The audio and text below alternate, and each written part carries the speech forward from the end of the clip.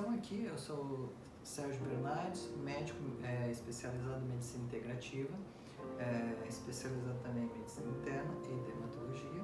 Estamos aqui também com a doutora Lindauer, farmacêutica.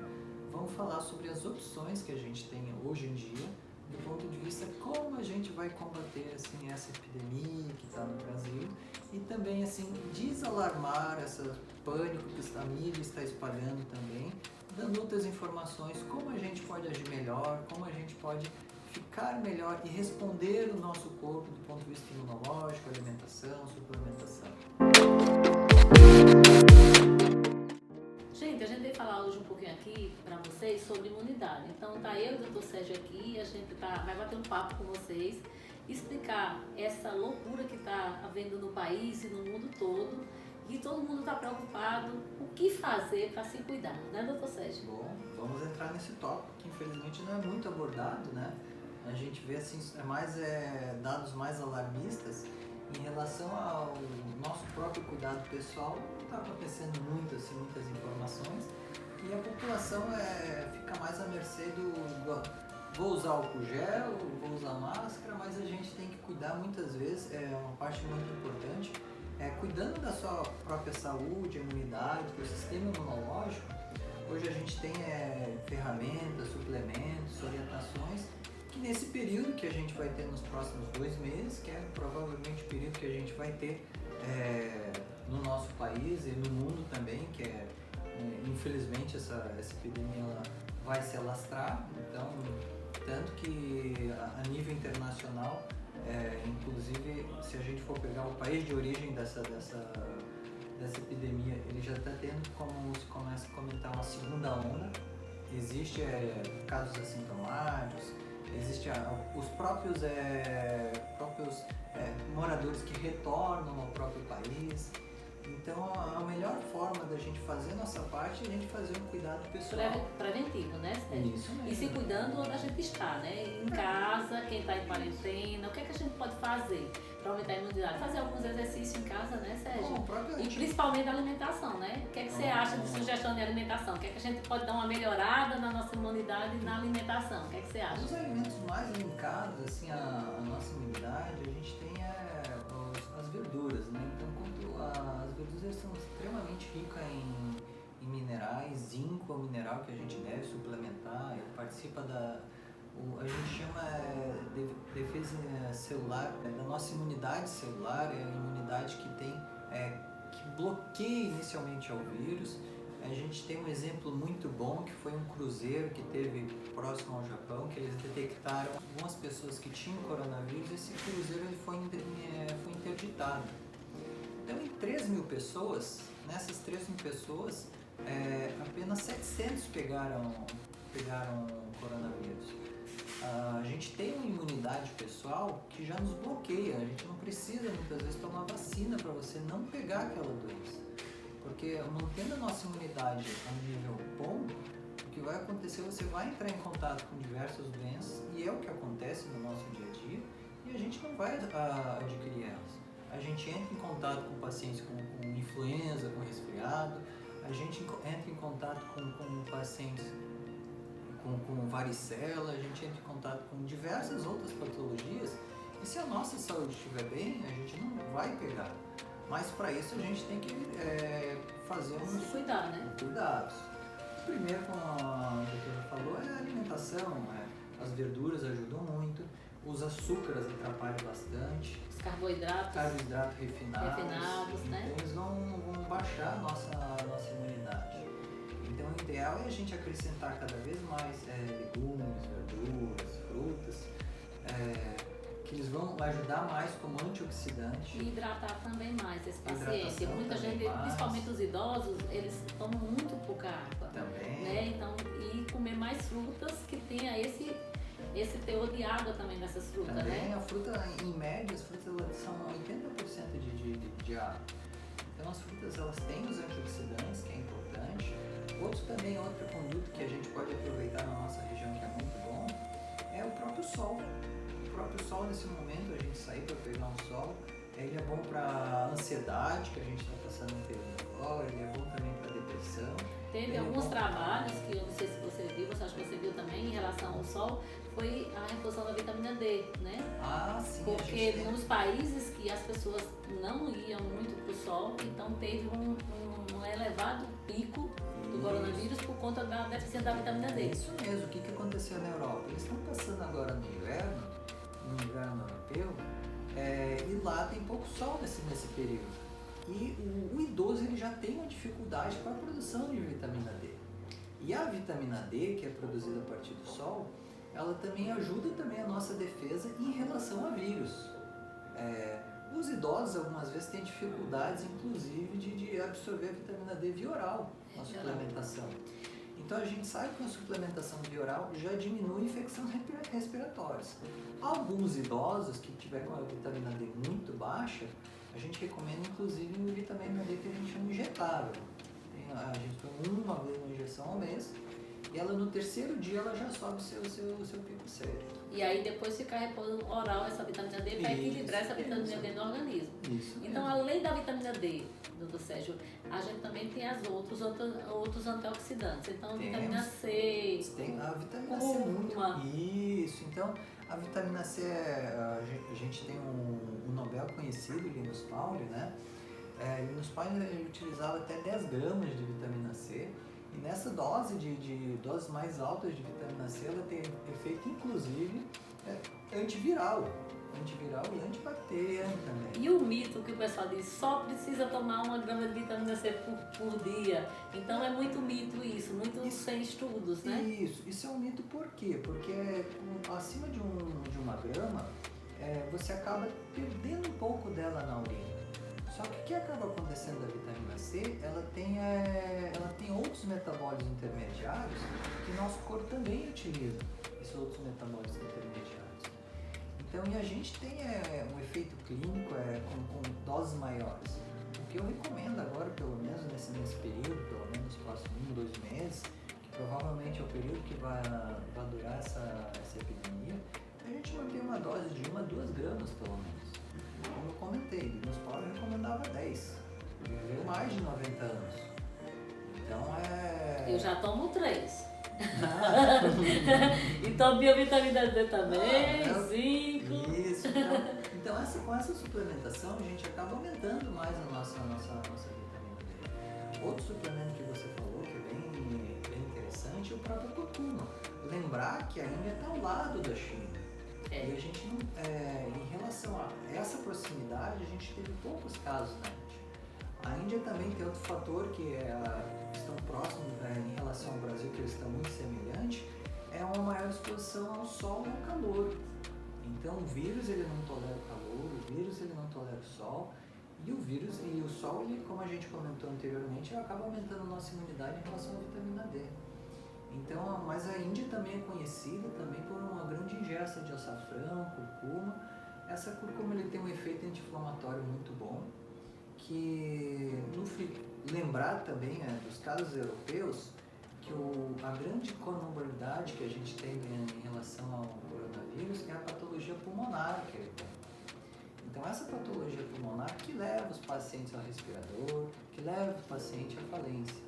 Doutor Sérgio, só perguntando uma coisa, a respeito da N-acetilcisteína, que também o senhor recomenda. Sim, também. Muita gente toma quando está já no estado gripal, que está com aquela parte pulmonar já comprometida. Isso pode ser tomado antes que você entre no estado gripal? Pode ser tomado antes. Então, como a gente estava falando do pulmão, essa inflamação que tem a nível pulmonar, a gente já pode fazer uma prevenção. A N-acetilcisteína, ela ajuda num grande oxidante que a gente tem no nosso corpo, que é o glutatião. É uma molécula que a gente tem no nosso corpo que ela desintoxica, que ela tem efeito antioxidante. Então, pacientes que têm grupo de risco, esse grupo de risco são idosos acima de 65, pacientes com problemas pulmonares. Ex-fumante ou fumantes. Isso, ex-fumante, fumantes, diabéticos, pressão alta. Então, cardiopatia. Esses pacientes eu recomendaria também acrescentar de prevenção nesse próximo período N-acetilcisteína, porque junto com os outros suplementos, o ômega também, né? O ômega também ia ajudar também. É bem interessante o ômega. O ômega ele tem efeito do ponto de vista vista anti-inflamatório. Então a gente quer esse efeito anti-inflamatório e ele também acaba modulando também nossa resposta imunológica. Porque o que acaba acontecendo no corpo Ajuda o paciente também coronariano, né, doutor? Ômega? Sim, o ômega 3 ele acaba diminuindo também a fração que a gente chama de colesterol ruim, melhorando o nosso colesterol bom, desinflamando também a placa. Então, um grande problema em relação a pacientes com cardiopatia cardíaca ou pressão alta, a gente quer desinflamar o vaso. E o ômega 3 ele tem essa capacidade de causar essa desinflamação do vaso. E funciona também como anti-inflamatório e também como um modulador do nosso sistema imunológico. Ele faz com que o nosso sistema imunológico nem age demais, que é o que a gente acontece nos casos que inflama muito o pulmão, em resposta ao nosso sistema imunológico, inflama muito o pulmão, e esse pulmão muito inflamado não funciona direito. Então, a N-acetilcisteína, o ômega, a vitamina C, a curcuma vão evitar que nosso pulmão inflame muito. Então, a gente fazendo esses cuidados com esses suplementos e fazendo essa prevenção, a gente vai ter uma melhor qualidade de vida do que a gente ficar trancado numa caverna. Então, hoje em dia, eu acho que exageraram um pouco dessas medidas. Eu acho que a gente que é da área de saúde, a gente tem que sair para trabalhar, né, Sérgio? E a gente tem que... a gente já tem uma imunidade, ter esse contato também, já com mais paciente, mas a gente tem que se prevenir e também, quando a gente voltar para casa, também cuidar dos nossos também, né? Sim, saber cuidar. Sim. Então, nós temos que ir para a rua, nós temos que cuidar dos nossos, fazer medicamento, cuidar dos pacientes. E eu acho que isso faz parte da área de saúde. Só que, como de você, eu acho que alamaram muito. Eu acho que dava para isolar menos. Isso mesmo. Então, assim, o que aconteceu na cidade da China, eles bloquearam uma cidade. Tipo assim, vamos pegar o Brasil como exemplo. Onde tem mais casos? A cidade de São Paulo. Então, bloquearia a cidade em si de São Paulo, não o estado de São Paulo. Então, e nem todo o país. Se quer fazer um bloqueio, fizesse o bloqueio então das áreas que tivesse mais episódios. Então o que acaba acontecendo, você tem todo o interior do nosso país que é extremamente produtivo, tem uma população que precisa trabalhar, que eles acabam fazendo um bloqueio que a nível de contaminação, a gente vê na Itália o que aconteceu. Agora que a gente tem dados genéticos, eles descobriram que provavelmente a contaminação que teve na Itália começou em janeiro. Então, quando em fevereiro a população já tinha muitos casos, quando eles fizeram o lockdown total, o que aconteceu? Você aumentou a disseminação entre familiares dentro de casa. E aí essa contaminação entre familiares dentro de casa, você tem idosos pegando. Então, na verdade, o excesso dessas medidas acaba atrapalhando mais. Você vê pacientes que acabam ficando mais deprimidos, não se expondo tanto ao sol. A própria atividade física aumenta o nosso sistema imunológico. Então, o que acaba acontecendo, a gente tem que fazer com que nos atrapalhe menos para que a gente também possa fazer a nossa parte. Pois é, então vamos dar um recadozinho aí para a população, vamos eles se cuidarem mais, se alimentar melhor, principalmente com frutas, verduras, folhas verdes, né, doutor Sérgio? Isso. Tem vitamina B12 e outras substâncias.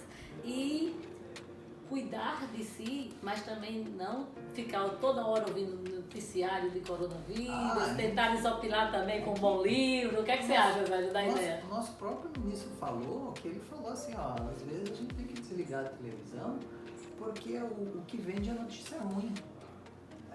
Falar que a medicação está respondendo bem, que agora a gente tem uma medicação hidroxicloroquina junto com a azatioprina.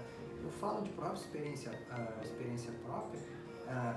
Na área médica, a gente já usava a azatioprina para tratar patologias virais. Então já era ter conhecimento. Eu tenho diversos pacientes que algumas vezes eu tinha que explicar um pouco mais, porque é uma medicação que ela inicialmente é para tratar bactérias. Mas na medicina a gente acaba vendo que algumas medicações, a própria aspirina, que a gente começou usando para tratar febre. Febre, exatamente. Então a gente acaba vendo plaquetário. isso, a gente acaba vendo outras funções para medicações. A azathioprina foi a função dessa. Então, hoje em dia, a gente já sabe pacientes de risco, de fatores de risco, pacientes que começam a ter patologias pulmonares, a gente já tem, o exército já está produzindo em grande quantidade essas duas medicações. E a cloroquina também, que é usado mais para lúpus, doenças inflamatórias, mas hoje está sendo usado, né? Isso mesmo, porque o que a gente, como a gente já tinha comentado aqui no programa, que o grande problema é quando você começa a ter a resposta inflamatória no pulmão, que é onde o vírus ele tem que infectar mais. Devido a um receptor que a gente tem no pulmão, que se chama receptor da enzima conversora em angiotensina. Ele acaba se ligando nesse receptor. No pulmão a gente tem mais. Então, Por isso que os pacientes cardiovasculares que usam captopril, as medicações de inibidores da angiotensina causam mais problemas. Inclusive, a Sociedade Brasileira de Cardiologia recomendou a substituição dos bloqueadores do canal cálcio. E também do bloqueador do receptor da enzima conversora da angiotensina. E também, nesse período, também evitar um anti-inflamatório que acaba fazendo, que é o ibuprofeno, que faz com que as nossas células estimule esse receptor e a gente fique mais sensível também a pegar esse vírus e ter manifestações mais exacerbadas. Então, o interessante desses pacientes que usam essa medicação seria modificar esse tratamento para algum outro antihipertensivo nesse período. Então, mais nesse período que a gente tem de 1-2 meses. Então, é aconselhado que eles procurem os cardiologistas, os médicos que passam essa medicação para ver se dá para substituir, o que pode substituir, se pode diminuir pelo menos a dosagem, né, Sérgio? Para poder a gente realmente... Uma recomendação da própria Sociedade de Cardiologia. Nós estamos aqui à disposição de vocês, tanto eu como o Dr. Sérgio, para tirar dúvida de vocês. Eu lá na Fujoá, o Dr. Sérgio aqui no consultório dele. A gente sempre está tentando informar o máximo possível a população para tirar dúvidas, para evitar também a automedicação, não usarem medicamento desnecessário. A gente não está aqui incentivando a vocês a usar a medicação, mas sim orientando que tipo de medicamento vocês podem usar, que seria mais suplementação e principalmente alimentação e exercício físico, ler um bom livro, bater papo, desopilar um pouco, fazer uma yoga, fazer algum exercício que você possa fazer em casa para você melhorar isso.